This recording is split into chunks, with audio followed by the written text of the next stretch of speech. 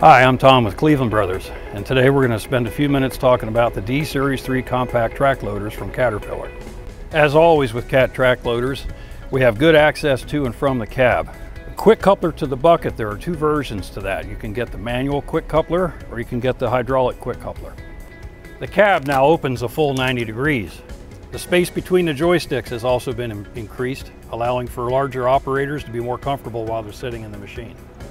In order to raise the cab to do routine maintenance, you simply have to remove one nut from the bolt on each side of the cab. The cab raises and can be secured in a raised position for access underneath the cab.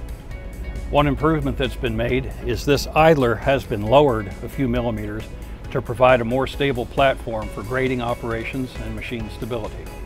The torsion bar that provides track oscillation has been stiffened, also improving ride and controllability of the machine. Same safety bar is in place so that if you raise the cab for routine maintenance, the cab can be secured positively in a raised position. The hydraulic fill cap is located here. The hydraulic oil level gauge is still a dial indicator located right here.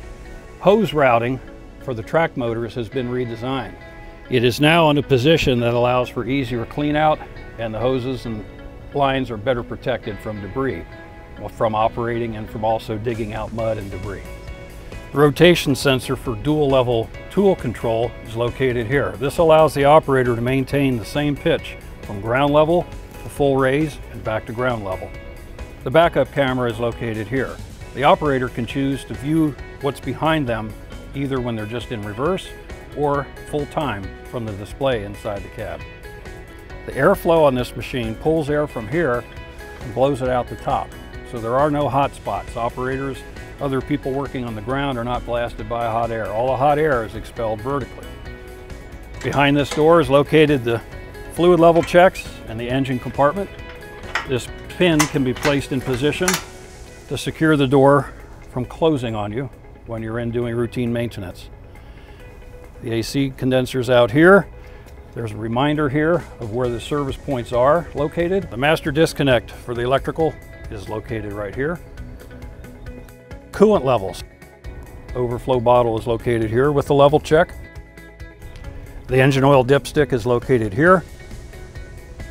Engine oil fill. Fuel tank located right here. And the engine air filter. There is a debris screen located up here which is hinged. If you do need to have access under the cooling system, these two bolts can be removed and this hinges upwards and is latched in this red latch right here. The safety bar to safely secure the boom in a raised position is located right here. It is unique in that it allows one person to deploy this without being exposed to walking underneath a raised attachment. Cab air filter for the outside air, the fresh air coming into the cab, is located right here. There is also an inside cab air filter inside the cab behind the seat. If the operator keeps the cab closed up, that'll filter all the material down to 5 microns out of what the operator's inhaling. The track adjusting mechanism is behind this cover on each track roller frame. That allows the operator to easily maintain the proper tension on the track. If you want to get access to the space under the cab, removing this bolt and the bolt on the other side allows you to raise the cab and secure it in a raised position. That gives you access to the pump compartment and the hoses underneath the cab. The hydraulic couplers are located right here. When it's time to couple to the machine or uncouple from the machine, pressure against these couplers relieves the pressure on the machine side. You do not have to have the key on, engine off, and wiggle the controls like you had to do in the past. The seat is heated. There is an air suspension on the seat that allows you to set the cushion that you like. For emergency egress, pulling down on these two red handles releases the door from the hinge and then allows you to lift the door and move it out of your way if you cannot exit the machine with the boom in a raised position. There's also a secondary emergency exit, which is the tag hanging in the rear window. Pulling down on that tag removes the seal and allows the operator to push that window out and exit through the back if necessary. The red tab in the ceiling allows, with a dead engine, the boom to be lowered. So if there's a dead engine, there are no hydraulics available, Pulling down on that red tab with your index finger gives a proportional lowering of the boom itself.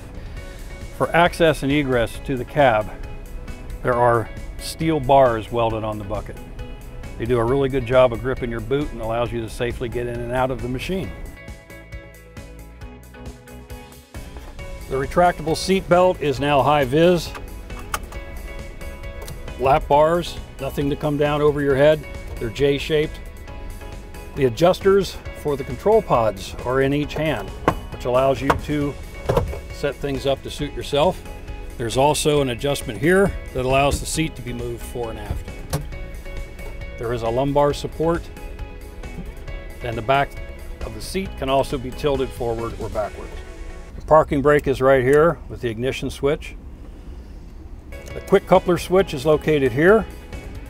The 2-speed selector and also the dual level tool positioner is located on this side. On this side, we have the continuous flow switch.